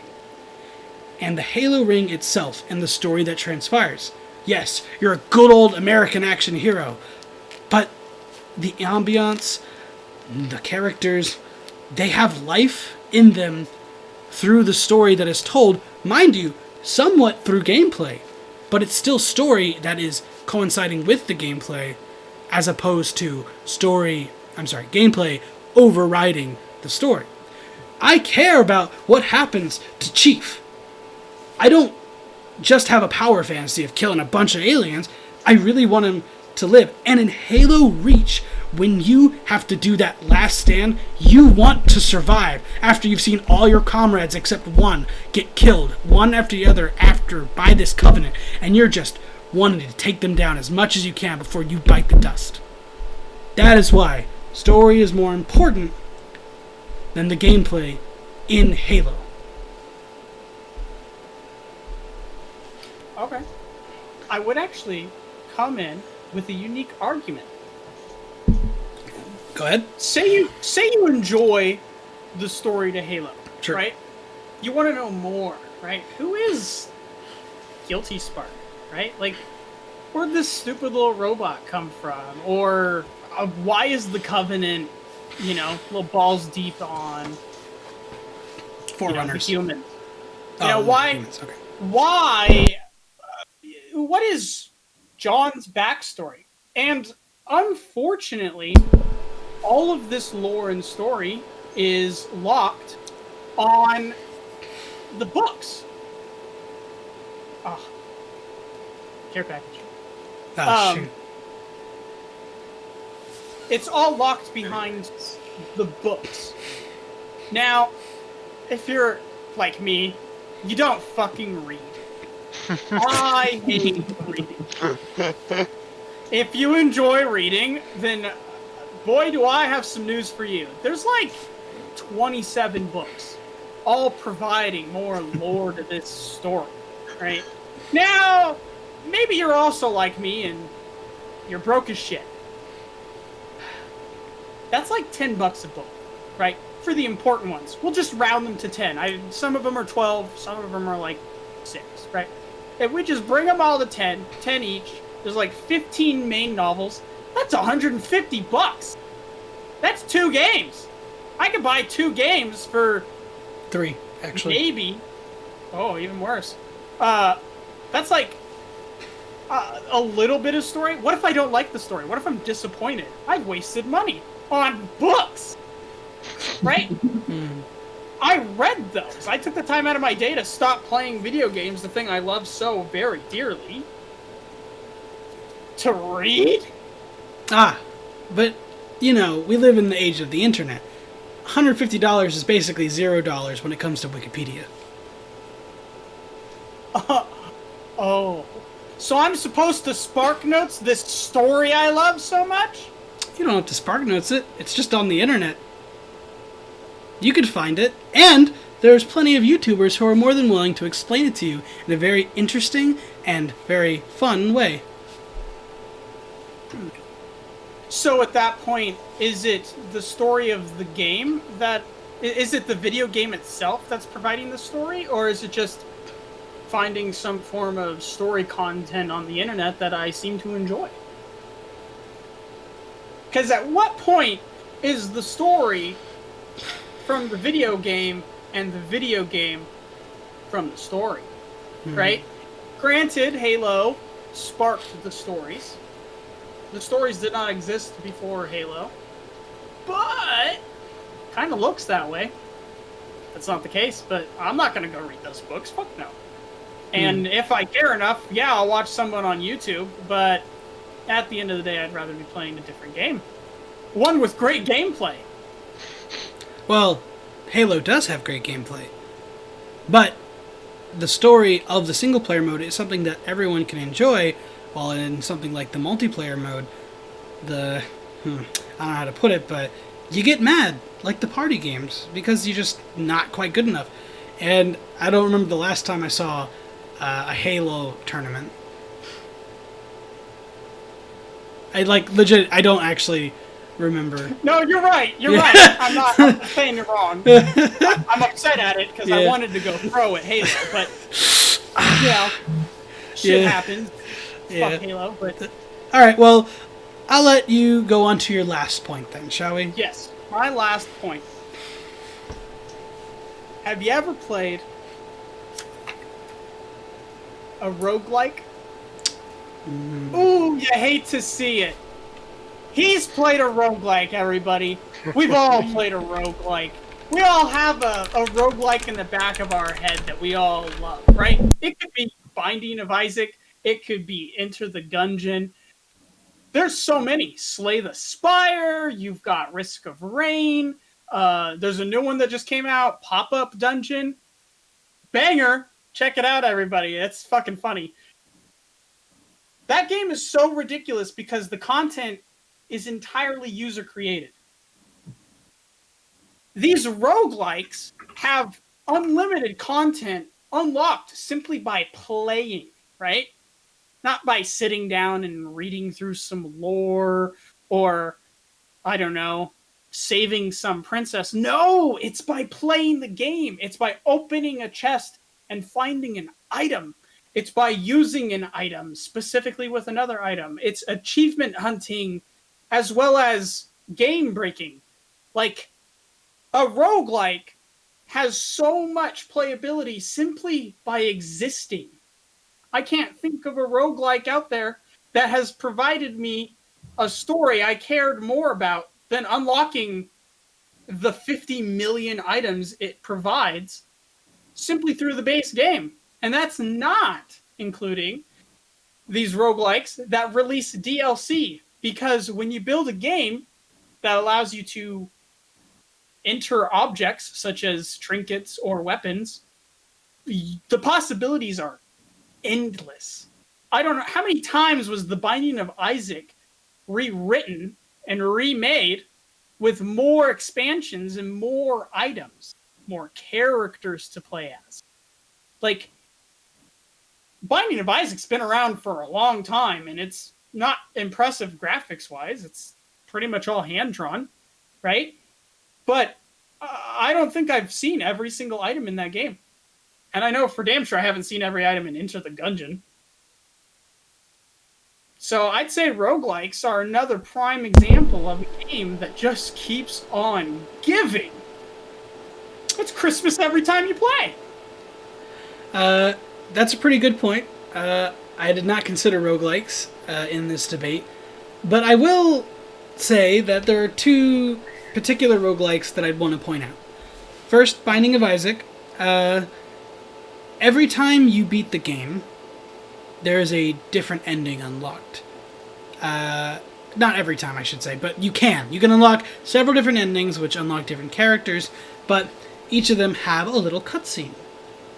A story scene that helps kind of like, ooh, what's this? What happened exactly? I mean, even the intro cutscene is a story of in itself. Why is Isaac running away? Well, his mom thought she heard God and said, kill Isaac and sacrifice him, so much so that the main point of the game is to kill your mom! And then Satan. But, you know, lots of other bosses. Yeah, basically. But the point is that there is story that they've added to it. They could have just not added anything, but adding that story allows the theme to make more sense in context, as well as kind of give you this sense of, oh, that's why I'm doing this, as Isaac. Now, you can kind of make your own little stories in your head, and, you know, I definitely argue that story is not as important in a roguelike as it is overall. But the fact that they even tried to put a story to it at all shows that they thought it was important to some degree, to give people, like, a direction. And then I'd also like to point out another recent roguelike called One Step from Eden, a Mega Man Battle Network style combat roguelike game, more in the vein of Slay the Spire with the roots. But it is a game that changes its story as you go up the mountain, and depending on if you save or kill the bosses you fight, it changes not only the boss you fight, who has a line of dialogue which gives you story that they lead you to believe, like, what is Eden, what is the point of it, and what is this mountain. But it also has a little cutscene at the end based on which one you beat that tells you what's the story you chose. A good ending or a bad ending. And that exemplifies what you thought to do in this gameplay. Again, not as important as the gameplay because it's a roguelike, but it still shows that they cared about it. Now, we will get on to the last point of the debate, and then we will let the judges deliberate. My last point is that gameplay ages, but a good story retains in people's hearts. I will use one game as an example, because of the recent remake. Final Fantasy VII is a perfect example of a game that has aged, but a story that remains great. Cloud and Zack's dynamic, learning about who Zack was, learning that Zack was really the soldier and Cloud actually was replacing all of his memories. Such a memorable moment from that game, and even thinking, is Cloud even a real person? That translates well into the remake. The fact that people even wanted a remake of this story, now granted the remake is taking some differences, but the first part, the beginning part, people wanted it so badly to be remade in such a style. And by the way, the gameplay of the original Final Fantasy VII was upgraded, as you mentioned earlier, to a more intricate way. More of how we expect Cloud to attack from the stories we've heard of him. And Zack, I shouldn't mention. Then there's also the key thing that everyone remembers about Final Fantasy VII, Aerith's death. The inevitability of a character that you had in your party, that you leveled up. Maybe you got her to a really high level because you liked her enough and she's your healer, and oh, she's dead. I can't believe they killed my character off. The one I was using, and like they brought it up in such a... The last fight she's in, it feels like so climactic, like she has something really big to do. And She carried all my good gear. yeah. And then she dies. That story moment, even though it was a blocky mess, of characters and, like some really low-res cutscenes at the time. That story moment will be remembered in people's hearts for a long time. And also, just to mention a couple other things, the ancients, learning about their history, and what it meant for Aerith to be an ancient. Sephiroth, why he hated the world and wanted to be one with his mother, and why he hated Hojo, even though he was his dad. Hojo's Sephiroth's dad. And then the fact... Oh, and also, the story was so impactful that they decided to make a movie sequel based off of the fact that Final Fantasy VII needed some more context, because there was so much story they couldn't fit it all into one game. But they kind of left it open-ended for you to explore. But with this movie, they kind of give you a more clear, concise. And they added not only one, but 2 games. A side game that talked about more about Vincent and his whole life, and a prequel about Zack and the story of what happened, really, before Cloud became the soldier he thought he was. And all of this led up to the remake that was recently released last year that people, for the most part, because I'm sure there's some outliers, loved. It was well made. The story was told almost word for word in a much better way, minus the story changes that they chose. But up to that point, it was actually very, very close to the original. And it just felt so much more full of life with the updated graphics. Which just means that's the story, that's how they meant to tell the story, was with this current gen. And the story was so strong that it held. And that is my final point to why I think story is more important than gameplay. I have one final counter to your final topic. And that is, you might barf, right? But on the Epic Store, there's a game. It's called Super Mash. I don't know if you've heard of it. The entire point of Super Mash is to combine video game genres to create a new game with elements from both genres. Those elements could be, racing game, a fighting game, an RPG game. And to this extent, I'd say the whole point of the game is to take the memorable gameplay elements of previous games and create new ones with those elements, right? Because I will always know what a Metroid game is, right? The gameplay of Metroid is very unique, and it's very specific to its own genre. The same can be said for Castlevania. Platformers, right? We can think of a handful of our favorite platformers, like Bubsy 3D, Gex. Like, wow! These games are memorable in their own right simply because how they were played. You cannot tell me that Pokemon Stadium was amazing because of its story. No. And I will always remember throwing out a Charizard and seeing that big bastard fucking flapping his wings and lighting some biddies on fire. That shit was hype. And that will never waver from my mind. The same can be said for the first time that I ever played Call of Duty 2. Because at the time, they had some of the best water graphics that I'd ever seen on a video game. I was walking through a Toys R Us, and I saw that game demo on one of those screens, and I thought, now that's some hot shit. And I got a gaming console so that I could play Call of Duty. Because it was like some of the most mind-blowing graphics at the time. I'll always remember that. Not the story of I can't tell you what the story of Call of Duty 1 was. I think it was some World War II story.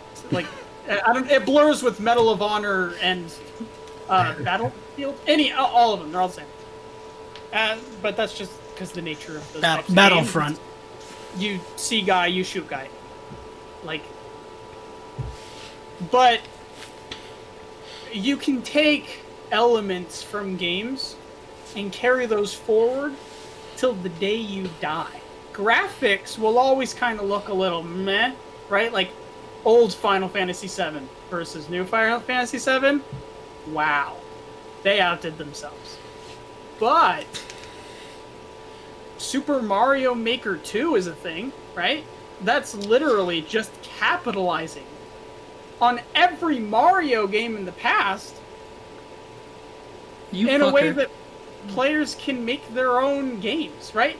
Graphics don't fucking matter. It's all about a game's mechanics and how it can be reutilized and re-envisioned. Damn, you got me with that Mario Maker. All right. Nice, you got him. For birdie builder. Well, that was a good last trap card you played there. Always. But now it's time for the judges to go into the judge voting room and make their decision.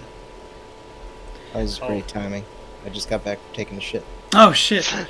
Great. Don't worry, I'll fill you in on the arguments. I'll just tell you who won, and you can just agree with me. I mean, I already have an idea. Fuck you. Wait, am I a judge? Yeah.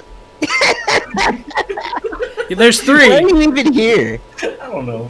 There's. Well, I thought that was the idea, is that there were three You people. make me sad. You make me sad. I've got bro. my fajita and my punch, and I put away my mobile game for a sec, and I was like, oh yeah, I should probably listen. 3 people guarantees Oh my there's a God. winner. Yeah. All that's- right, judges, convene to the voting room before I need to poop again. Sure. Again? All right, how do you think that went? That was really fun. I really enjoyed that. I definitely think there are some things I could like update. Like I think probably in the future, I'd like to add transitions or something like that. At the very least, like a button that we could push, like that's integrated between the two people, that would allow us to be like trap. Like you activate it and goes like a trap card GIF or something. So it's like more- counter. Little scripty action there. Yeah, something like that. I don't know, something to flare it up. But I think the debate itself went really well. The one critique I think I'd give myself is I think it's a bit long. I think we should shorten. It would be good to shorten the points to like 4 or 5. I was thinking 5. 5, yeah. Because the counters, they can go on for a while sometimes. Yeah. That's kind of why I kind of made some of my counters a little shorter. And I even shortened a little bit of my points. I came across with them, I just didn't get to really fully come out. But I didn't mind it so much. Because, I mean, I got my point across. Honestly, after researching this subject, I was sitting here researching this and I go, fuck, I'm glad I didn't get story-driven games because I would have so much less ammunition. Yeah, no, it was tough. I actually didn't have that much time to really come up with a lot of points. I just kind of came up stuff in my mind and just kind of... I have just a list. No, I do too. That's exactly what I my have. Point and the games related. That's Yeah, I have very similar. I did mine in like 30 minutes, so don't feel too bad. I'd be thinking about it. I just am very prepared on story specifically because I mean I like a lot of story based games, but I mean as you can see, same thing. Yeah. But I mean we'll share our personal opinions after they get back. But obviously I think combination of both is important. And obviously there are. I will take a story game over a multiplayer game any fucking day. Yeah, but me too. I But have been loving The Last of Us so much. yeah, like it is very interesting when you think about it, because I mean, when you're debating, it's like you got to really think about ammunition and just trying to win, and also like countering. And I thought you've really got a good flair when it comes to rebuttals. Something I was working on, or I am working on, is being better at like coming back. And I think I had a couple good points in there. But I wouldn't be surprised if I lost. But I'm okay. This is for fun. I mean, it was fun. It was enjoyable. I definitely think this would be really fun to do in the future. Just less points. And with other guests, too. Yeah. So I'm excited. I think this could work. Do it like maybe try to do it once a week kind of thing when people are available. I think it'd be a fun thing to do once in a week. And then I could actually use it to practice editing a little bit. Oh, that's true. Are you recording this as well? Or are you just going to use Well, Twitch? I'm just going to use the VOD, yeah. Which is very unfortunate because I have that first part where I just straight up mess up the mic because it's muted. Yeah. But that was only the first counter. Like, everything else it caught. Because thankfully Funky was there, my boy, watching out for us. Yeah, he's like, are you muted? And I was like, oh, fuck. I went over and checked. And I was like, shit. Yeah, it's alright. It's good. I think we did a good job about, like, giving each other space and countering properly. Like, okay, I got a point I want to throw in that's like in between maybe a thought you're having, but we're pretty, I mean, obviously we know each other and we're good friends, so we're not gonna trounce each other over and be like, well, actually, No. yeah. Where you're fucking wrong is... Yeah, exactly. Hey, Josh, thanks so much. But yeah, I had a couple of games I was gonna fucking bash you with. I was gonna hit you with some Dwarf Fortress. yeah. Man, you get hit with Dwarf Fortress. Fuck. And then I Yeah. was gonna hit you with Civ 6 or some Civ. Well, Civ. the negative part about taking story is that in order to make a game, you have to make gameplay, but you don't have to make story. Mm-hmm. It's like a requirement that the gameplay. If I was losing, I have a whiteboard back there. I was gonna pull it out and I was gonna Jamie King your ass. Were you Were you surprised I had like the prop? Oh. So how you doing, guys? How are you doing? No. Hey, buddy, how you doing? How's Alright. it going, dude? How's it How's going, it dudes? going, pal? Oh, hey, How's it going, dude? How's it going, buddy? It's good to see. It's good to see you, man. all right. How do you want to do this? Do you just want to say the result right away, or do you want to actually like say, well, I don't know. Do you want to death battle it, or you just want to say it? You want to like have each judge say a thing, or like have us all say it in order, or like how do you want to do this? Yeah, I think everyone should choose their own opinions, or say what they thought. I think that's fair. So let's go in order of Wayne, Alex, Tim. Hey, I'm First. Okay, so I felt like there were a lot of good arguments made. Some were definitely stronger than others. Some definitely felt more well thought out. But at the end of the day, I was keeping track of the rounds, and then about halfway through, I was like, that's too late. Damn. Someone already won. So, All right. 2,000 years later. Yeah. yeah.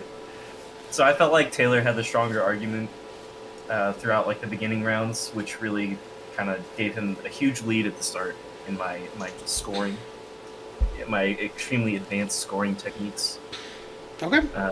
of lose or not. So, yeah, overall, I think Taylor had the stronger argument.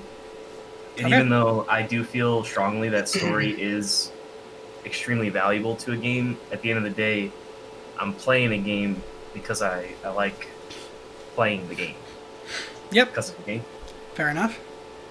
Alex. All right. So, Taylor, you had some. I liked the fact that you branched out a lot on a number of your points. Like you talked about competitive gaming, you talked about different types of games and all this other stuff. Christian, I felt that you kind of leaned on talking about stories and giving examples of stories more so than branching out and talking about other ways that stories like affect people, or there are some people who can't enjoy competitive games the same way other people can, and things like that. So overall, I would say that Taylor did have the stronger argument, just because he did branch out a little bit more. Mhm. He talked about he kind of talked about a lot more topics. Sure. Yeah. All right, Tim. Well, we already know I lost, but let's hear your thoughts. It's just Well, that little Christian? detail. I think you did pretty good points leaning really hard into the memorability and impact these stories have. Even with all those examples you brought up, you did those because they have left such an impact on you. Big story moments in games make them memorable. They would make us last. You had a really strong point of how you didn't kind of elaborate fully into it, but you had like an implication of newer games will replace older games gameplay-wise, but they won't do that story-wise. And that's a strong and true point. That said, at the end of the day, it's a game, and Taylor made a very good point of you're playing a game for the game. And it was very strong with that, spreading out to all the examples of different people who play different games, why you play them, be it esports, be it for the degenerate things he said about cat girls, be it for all those other things, and like story integration or game integration, he did a better job of explaining why like gameplay was more important. And basically, after all the arguments were said in the notes I took, I thought to myself, like, okay, I think I will probably look more fondly on some games for good stories. Like, if I have, like, a top 10, like, the top, like, 5 games will probably have great stories. But the majority of games on that list are there because their gameplay is great. Gameplay, I was convinced, yeah, gameplay is more significant. So I'm giving this one to Taylor as well. All right. Well, everyone, let's give a round of applause to Taylor. You did a good job on the pilot episode and Wow, win. get And a you better win. hoodie. Oh, damn. Says the Just guy tell who us you don't have broke fries. Okay. Tell us you don't have Burger King soda and McDonald's fries. Were movies mentioned or taking advantage of Taylor's arguments? Fucking disgusting. Understand if you would. Oh, no, I avoided it mostly. The only time I ever kind of brought it up was Uncharted. Yeah, But I'd flip it on and say, "Oh yeah, the World of Warcraft movie, suck my ass." Yeah, isn't that movie so? Oh, I saw that. It was Yeah. terrible. There's tons of shit. Oh, video And then game there was- movies, Then there was like no. the implied like rape or whatever with the what. It was so geez. weird. Well, no, it wasn't Jeez. implied. It was just kind of like, Oh, it actually happened. my orc dad and my human mom loved each other very much and gave birth to me, and I'm a disgusting race traitor. Oh, what fun. Oh no. That's too close to home. Yeah. I was thinking like, oh, if I wanted a story, I'd watch a movie. Oh yeah, And then there- and I'm then there was surprised that one Taylor did night- not throw that at me. No, Taylor didn't throw the. If I wanted Well, he a did story, say if I'd he wanted a watch. story, he'd read a book, and he hates Yeah, that's true. Also, when he brought up the thing about like difficulty and stuff, I'm surprised no one brought up like explorer mode and stuff being brought into games now. That's a big thing, Damn. Yeah. and how a lot of people have actually been enjoying that. Okay. Well. Like with Assassin's Creed Origins or whatever, like people loved the shit out of it apparently because you could see all the history shit. Right. Well, Taylor, as you are the winner of this debate, I was thinking about an appropriate reward, and I don't really know